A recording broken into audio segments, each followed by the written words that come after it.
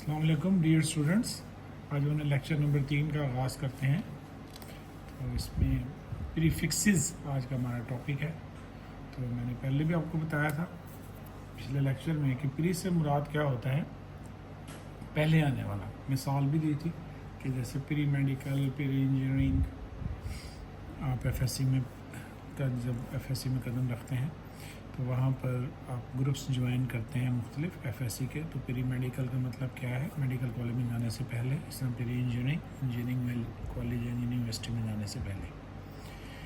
तो प्रीफिक्सेस का मतलब ये होता है, प्री का मतलब आमतौर पर पहले आने वाली चीज़, जैसे प्री पेड कार्ड्स होते हैं मोबाइल वगैरह के। फिज़िक्स में प्रीफिक्सेस से हमने क्या मतलब लेना है कि किसी न किसी चीज़ का मैग्नीट्यूड रिप्रेजेंट करने के लिए आप 10 की पावर उसके साथ अटैच कर देते हैं। जैसे मिलीमीटर तो 10 की पावर -3, और अगर हमने लार्ज स्केल में करना हो, ये छोटे भी होते हैं और बड़े भी होते हैं, तो किलोमीटर वो 10 की पावर +3 हो जाएगा। इस तरह मेगा देखें तो 10 की पावर +6 आ जाएगा। मिलियन भी जैसे आप कहते हैं। तो इससे आसानी हो जाती है बड़े और छोटे नंबर्स को बयान करने के लिए। फिर आपको नॉन सिग्निफिकेंट डिजिट नहीं लिखने पड़ते, ये एडवांटेज हो जाता है। तो हमारे पास कुछ प्रीफिक्सेस हैं, उनको ज़रा हम यहाँ से एक दफ़ा आपको मैं स्टडी करके बता देता हूँ। तो ज़्यादा जो पॉपुलर हैं वो हमें 4 से ज़्यादा वास्ता भी माना पड़ता है। तो सिस्टम इंटरनेशनल में इन्हें इंक्लूड किया जाता है, जैसे सेंटी, डेसी, उसके अलावा डेका। सेंटी से मुराद 100वां हिस्सा 10 की पावर -2, डेसी से मुराद 10वां हिस्सा 10 की पावर -1 डेसीबेल। डेका 10 की पावर +1, उलट हो गया डेसी का, वो 10वां हिस्सा था, ये मल्टीप्लाई बाय 10, 10 गुना हो गया। और हेक्टो 10 की पावर 2। तो already establish before the introduction of SI table. तो टेबल अभी हम पढ़ेंगे, उससे पहले ये 4 पहले भी वो कह रहे हैं कि मौजूद है। तो टेबल को एक नज़र स्टडी कर लेते हैं। जैसे सबसे पहले आपको फैक्टर का कॉलम नज़र आ रहा है, दूसरे नंबर पे प्रीफिक्स का नाम है और तीसरे नंबर पर सिंबल है। तो बेहतर है कि आप ये टेबल याद कर लें, इसके तीनों कॉलम्स, क्योंकि इसमें से MCQs आने के काफ़ी चांसेस हैं कि वो दोनों तरीके से पूछ लेते हैं। फैक्टर देंगे तो कहेंगे इसका नाम क्या है, और नाम दे के प्रीफिक्स का उसकी वैल्यू पूछी जा सकती है कि 1/2 इज़ इक्वल टू। तो इस तरह से ये दोनों तरीके से आ सकता है। अब देखें ज़रा, सबसे पहले 10 की पावर -18 हमें नज़र आ रहा है, जैसे एटो का नाम लिया गया है, सिंबल इसकी ए है, -18 एटो और सिंबल इसकी ए है। फिर आ गया 10 की पावर -15 फेमटो, सिंबल इसकी एफ है। 10 की पावर -12 पीको, सिंबल इसकी पी है। 10 की पावर -9 नैनो और सिंबल इसकी एन है। नैनो 9 10 की पावर -9 से नैनो। 10 की पावर -6 माइक्रो, मिलियन का उलट, तो इसकी सिंबल म्यू। 10 की पावर -3 मिली, सिंबल आप इसकी देख रहे हैं स्मॉल एम। तो सेंटी भी आपने वहाँ पढ़ा था। तो 10 की पावर -2 100वां हिस्सा किसी चीज़ का। 10 की पावर अब प्लस में शुरू हो गई, बड़ी वैल्यू शुरू हो गई। 10 की पावर +1 डेसी, 10 गुना डी। 10 की पावर +1 आया, बल्कि सॉरी 10 की पावर -1 डेसी 10वां हिस्सा था, अब आया 10 टाइम्स 10 की पावर +1 डेका, अब बड़ी वैल्यू शुरू हुई है डी ए। हेक्टो 10 की पावर +2, इसमें 10 की पावर +3 किलो। 10 की पावर +6 मेगा। 10 की पावर +9 गीगा, कैपिटल जी इसकी सिंबल है। 10 की पावर +12 टेरा, इसे टीरा नहीं पढ़ना, सिंबल कैपिटल टी। 10 की पावर 15 +15 पेटा, पीटा नहीं पढ़ना, सिंबल कैपिटल पी। और 10 की power 18 exa, this not exa, exa, symbol capital E. तो ये टेबल मैंने आपके सामने जैसे बात पढ़ दिया, अब आप इसको याद कर लीजिएगा। इसमें MCQs आ सकते हैं ना, ये बात मैंने पहले भी की थी, जैसे नीचे for your information do you know वगैरह दिया हुआ, तो इनको जस्ट एक बार रीड कर लिया करें। इनमें से कोई एक आधा MCQ आ सकता है आपके पेपर्स में। अब कुछ कन्वेंशंस कायम की गई हैं। कन्वेंशंस का मतलब क्या होता है, रवायात। रवायात आप उन चीज़ों को कह सकते हैं जिनकी कोई अकली दलील नहीं होती, लेकिन क्योंकि वो ज़माने वाले कर रहे होते हैं, या आप यूँ कह लें कि साइंसदानों ने किया, तो हम उनको एज इट इज़ अडॉप्ट करते हैं। उसका क्यों, कब, कैसे, लॉजिकल रीजनिंग में हम नहीं जाते। मैं इसकी एक मिसाल देना चाहता हूँ कन्वेंशन को समझने के लिए। जैसे शादी ब्याह पे मेहंदी की रस्में होती हैं, अब वो ना भी हों तो शादी या निकाह तो हो जाता है ना, लेकिन हम लोग क्यों करते हैं कि क्योंकि हमारे बाज़ से वो चली आ रही हैं, तो उनकी अकली दलील नहीं है, कोई लॉजिकल रीजनिंग नहीं है। तो ऐसी चीज़ों को रवायात या कन्वेंशंस इंग्लिश में कहा जाता है। तो इसी तरह से कन्वेंशंस आपको हमारे फिजिक्स सब्जेक्ट में भी नज़र आएंगी। यहाँ पर कुछ कन्वेंशंस हैं जो एसआई यूनिट्स को इस्तेमाल करते हुए बयान की जाती हैं। वो क्या कन्वेंशंस हैं उनको एक नज़र देखते हैं। यूज़ ऑफ एसआई यूनिट्स, कहते हैं इसमें ख़ास केयर की ज़रूरत है, स्पेशली जब आप प्रीफिक्सेस यूज़ कर रहे हैं। तो कुछ पॉइंट्स बयान किए गए हैं। नंबर 1, हर एसआई यूनिट को रिप्रेजेंट कर लिया जाता है सिंबल से, एंड नॉट एन एब्रीवेशन। तो उसका मुखफ़फ़ नहीं इस्तेमाल करना, बल्कि सिंबल यूज़ करनी है। तो ये तमाम लैंग्वेजेस में ये सेम है। तो इससे देखना कि तमाम लैंग्वेजेस में सेम है, तो इसका फ़ायदा हुआ ना कि फिर उससे एक यकसानियत पैदा हो जाती है ऑल ओवर द वर्ल्ड। मिसाल के तौर पर एम्पियर के लिए हमने कैपिटल ए यूज़ करना है, AMP नहीं लिखना। सेकंड्स के लिए S लिखना है, SCC नहीं लिखना। SI सिस्टम इंटरनेशनल की मिसाल दे रहे हैं, उससे आपने S.I नहीं लिखना, ये तो एब्रीवेशन हो जाएगी ना, तो हमने इसलिए सिंबल यूज़ करनी है। तो उन्होंने मिसाल दी हैं समझाने के लिए। अब दूसरी कन्वेंशन या दूसरा पॉइंट देखें कन्वेंशंस का। फुल यूनिट्स का कैपिटल लेटर से नहीं लिखना। मसलन आप लिखना चाहते हैं 5 न्यूटन फोर्स, अगर आप न्यूटन पूरा लिखेंगे तो पहला लफ्ज़ छोटा होगा, हालांकि साइंसदान के नाम पर है। और आम लाइफ में आप साइंटिस्ट के नेम हो या जगहों के नेम हो तो उनका पहला लफ्ज़ जो होता है वो कैपिटल लेटर हम इस्तेमाल करते हैं, पहला हुर्फ।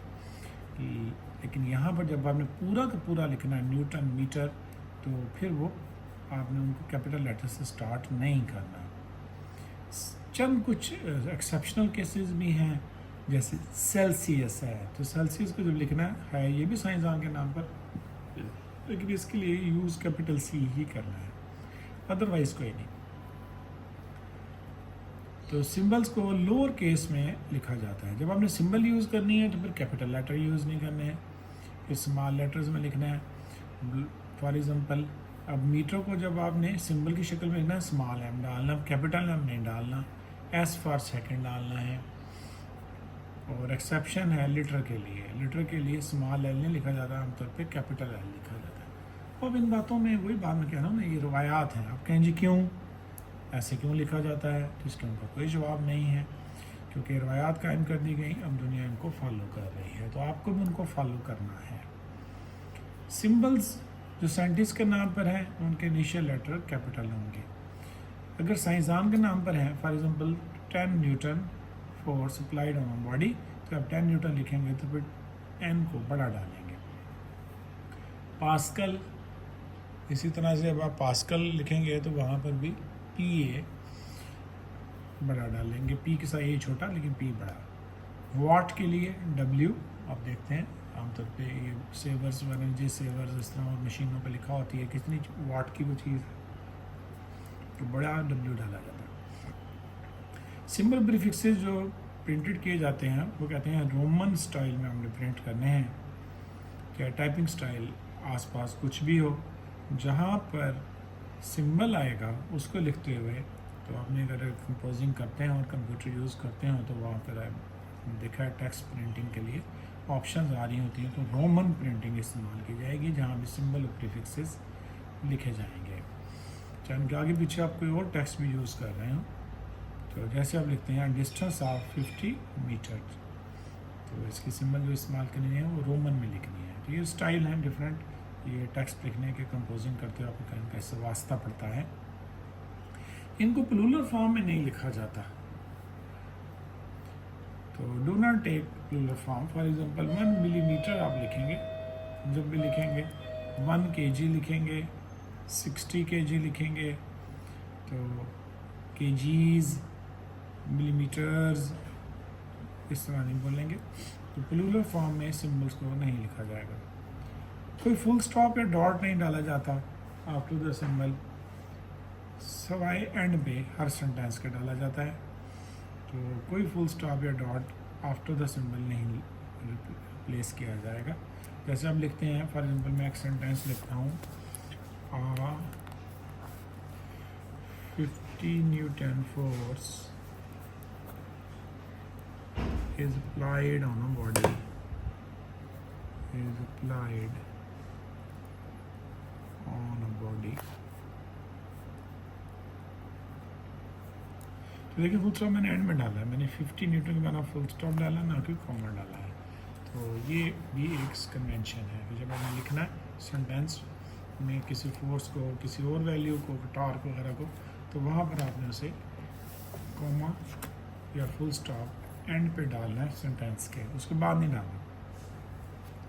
प्रीफिक्सेस बिफोर लिखे जाते हैं, कोई स्पेस नहीं दी जाती बेस यूनिट्स के साथ। मिसाल के तौर पर अगर आप लिखना चाहते हैं मिलीलीटर, तो आपने उनको इस तरह लिखना है, एम के बाद स्पेस नहीं देनी है। देखिए स्पेस नज़र आ रही है, तो जो कंप्यूटर यूज़ करते हैं नो इट वेरी वेल कि स्पेस का क्या मतलब होता है। स्पेस की क्या था, वहाँ पर एक की होती है, उसे प्रेस करते हैं तो हल्का सा गैप आ जाता है दो लेटर्स के दरमियान। तो कीप इन माइंड, जब आपने कंबाइंड प्रीफिक्सेस यूज़ करने हैं, प्रीफिक्स साथ लगाकर, तो उनमें गैप नहीं देना। इसी तरह से ये MS से मुराद है मिली सेकेंड्स। तो यहाँ भी आप देख रहे हैं कि बीच में कोई गैप नहीं है, यानी स्पेस नहीं है। इसको आप यूँ नहीं लिख सकते। जब बेस यूनिट्स लिखने हैं, तो दो बेस यूनिट्स कंबाइन होकर, फॉर एग्जांपल एक किसी चीज़ के यूनिट बनना है, जैसे टॉर्क के आप देखें न्यूटन मीटर है, तो वहाँ आपने एक स्पेस देनी है। एक स्पेस का भी मतलब आपको पता है, जब आप कंपोजिंग कर रहे होते हैं तो आपके कंप्यूटर पे या मोबाइल वगैरह पर, तो वहाँ पर स्पेस की ऑप्शन होती है, तो उसे 2 बार प्रेस कर देंगे तो 2 स्पेसेस आ जाएंगी, गैप बढ़ जाएगा 2 लेटर्स के दरमियान। और एक बार करेंगे तो 1 स्पेस आएगी। तो base units are written one space apart. तो ये लाजमी ज़हन में रखिए कि जब आपने इनको इस तरह लिखना है तो फिर 1 स्पेस दे देनी है। बेस यूनिट्स को 1 स्पेस अपार्ट रखना है। Leave a space even between the number and the symbol. इस तरह लिखते हैं 10 न्यूटन, तो 10 और न्यूटन के दरमियान भी थोड़ा सा गैप होना चाहिए। देखिए मिसाल है 1 kg, तो 1 और kg के दरमियान आपको स्पेस नज़र आ रही है। इसी तरह 10 फिर स्पेस है, मीटर, और उसके बाद सेकंड -1, ये वेलोसिटी की यूनिट है, मीटर पर सेकंड। तो ये कुछ कन्वेंशन है जो मैं आपको पढ़ा रहा हूँ इस वक्त। अगले पेज पे देखिए, कुछ कन्वेंशन इस पेज पे मौजूद हैं। कन्वेंशन नंबर 10 अगर आप देखें तो वो क्या है, कंपाउंड प्रीफिक्सेस की इजाज़त नहीं है। इसका क्या मतलब है कि कंपाउंड प्रीफिक्सेस की इजाज़त नहीं है? मसलन आपको पता है कि माइक्रो का मतलब 10 की पावर -6 है, पिको का मतलब 10 की पावर -12 है। या आपने उस टेबल के अंदर पढ़ा अभी जो हमने प्रीफिक्सेस का टेबल देखा। लेकिन आप इसको यूँ नहीं लिख सकते कि आप पिको को माइक्रो कर दें, 2 हिस्सों में डिवाइड कर दें। ये मैथमेटिकली गलत नहीं है। माइक्रो की वैल्यूज़ पुट करेंगे तो नो डाउट वो पिको के बराबर ही आएगा, लेकिन आपको इसकी इजाज़त नहीं है। जब आपके पास एक प्रॉपर प्रीफिक्स मौजूद है तो फिर आप माइक्रो नहीं लिख सकते। कंपाउंड प्रीफिक्सेस की परमिशन नहीं है, इनको आप नहीं लिख सकते। 11वां पॉइंट देखें, जब बेस यूनिट मल्टीपल का पावर बनाया जाता है तो पावर पूरे मल्टीपल पर लगती है, सिर्फ बेस यूनिट पर नहीं लगती। इसका मतलब क्या है ज़रा देखिए, 1 किलोमीटर स्क्वायर, तो वो एक्चुअली किलो का भी स्क्वायर है, साथ साथ मीटर का भी स्क्वायर है। तो 1 किलोमीटर स्क्वायर का फर्दर मतलब है 10 की पावर 3 मीटर का स्क्वायर। खोलेंगे तो 1 10 की पावर 6। यानी आप यूँ नहीं कर सकते कि किलोमीटर स्क्वायर का मतलब ये ले लें कि सिर्फ मीटर पर ही स्क्वायर आना है, किलो पे नहीं आना। तो ये मतलब हरगिज़ नहीं है, पूरे मल्टीपल पे वो पावर अप्लाई होगी। किलोमीटर स्क्वायर का मतलब है कि किलो जो रिप्रेजेंट करता है 10 की पावर 3 प्रीफिक्स को, उसका भी आप स्क्वायर लेंगे तो आप सही जवाब तक पहुंचेंगे। ये इंपॉर्टेंट चीज़ है, इसे नज़रअंदाज ना कीजिएगा। नेगेटिव इंडेक्स नोटेशंस इस्तेमाल कर सकते हैं आप। बजाय इनको इस तरह लिखें सॉलिडस फॉर्म में, मीटर पर सेकंड के बजाय मीटर सेकंड माइनस 1 लिखना ज़्यादा बेहतर है। ये भी एक रवायत कायम कर दी गई। तो आपको इस बुक में ये वेलोसिटी की यूनिट है, पढ़ लेंगे आप वेलोसिटी के बारे में कि जहाँ मीटर पर सेकंड लिखा हुआ नज़र आएगा वहाँ आपने मीटर सेकंड माइनस 1 पर बेशक उस आप मीटर पर सेकंड लेंगे, लेकिन लिखना ये इस तरह से है, नेगेटिव इंडेक्स यूज़ करके। सेंटीमीटर नोटेशन इस्तेमाल की जाएगी और उसका तरीक़ेकार आपको पता है कि डेसिमल की लेफ़्ट साइड पर एक ही नॉन ज़ीरो डिजिट होना चाहिए, एक डिजिट होना चाहिए और वो नॉन ज़ीरो होना चाहिए। इंटरनेशनली एक्सेप्टेड मेथड या बैनुल अक़वामी कबूल करदा तरीका यही है। अब मिसाल दी गई है कि जैसे 143.7 है तो इसको सेंटीमीटर नोटेशन में लेके जाएंगे तो डेसिमल को मूव करेंगे हम टुवर्ड्स राइट और 1 के बाद डेसिमल पहुंच जाएगा 1.437। जितने दर्जे मूव करेंगे या जितने यूनिट मूव करेंगे उतनी 10 की पावर आ जाएगी। तो 10 की पावर 2 हमें नज़र आ रही है।